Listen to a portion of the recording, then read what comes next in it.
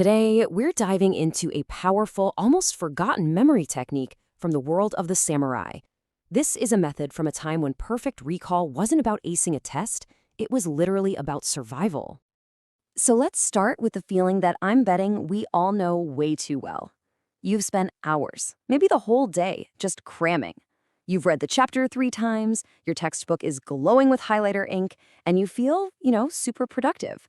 But then you wake up the next morning, and it's just gone. Poof. Why? Why does that keep happening? Well, the answer is both shockingly simple and honestly a total game changer. The entire way most of us learn is just fundamentally backward.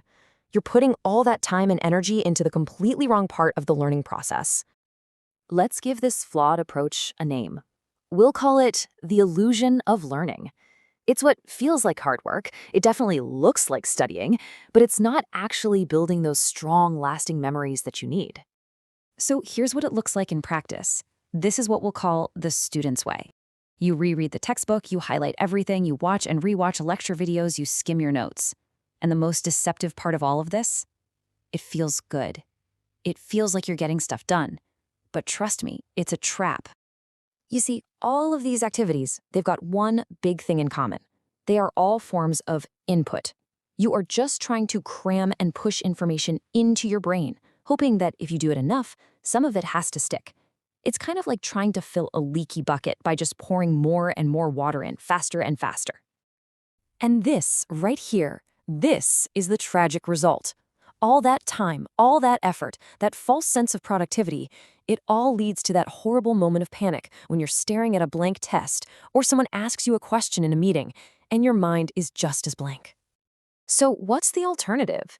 Well, to find it, we have to get out of the library and onto the battlefield. We're going to look at an ancient practice from feudal Japan, the warrior's journey. The concept is called Musha Shugyo. This literally means warrior's journey. And it was the sort of rite of passage where a samurai would travel the land alone, honing their skills through real, high-stakes challenges. For a samurai, memory wasn't some academic exercise. Forgetting a critical sword-fighting technique in the middle of a duel, yeah, that was not an option. Just think about that for a second. The stakes could not possibly be higher. A duel was the ultimate final exam, and there were no retakes. This intense life-or-death pressure forced a completely different approach to learning, one that wasn't focused on getting information in, but on being able to perform when it counted. And that brings us right to the heart of it all, the fundamental difference between the student's way and the samurai's way. It all boils down to one thing: input versus output. And this chart lays it all out perfectly. On the left, you've got the student's passive input stuff, reading, watching, highlighting. On the right, you've got the samurai's active output activities, recalling things from scratch, explaining them, testing yourself. And look at the bottom row. This is the most important part. Input feels easy and productive. Output feels difficult. It feels like a struggle.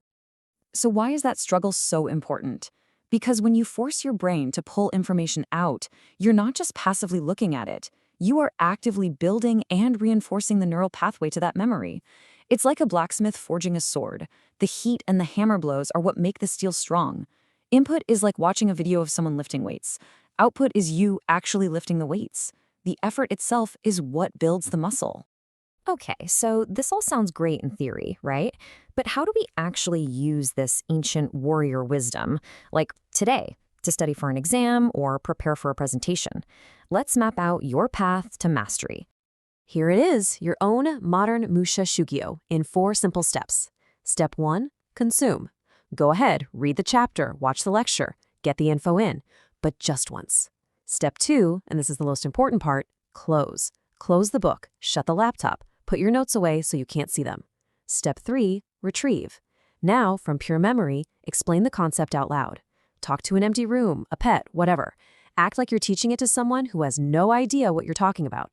And finally, step 4, check. Now you can go back to your notes or the book and see what you got right, what you missed, and what you got completely wrong.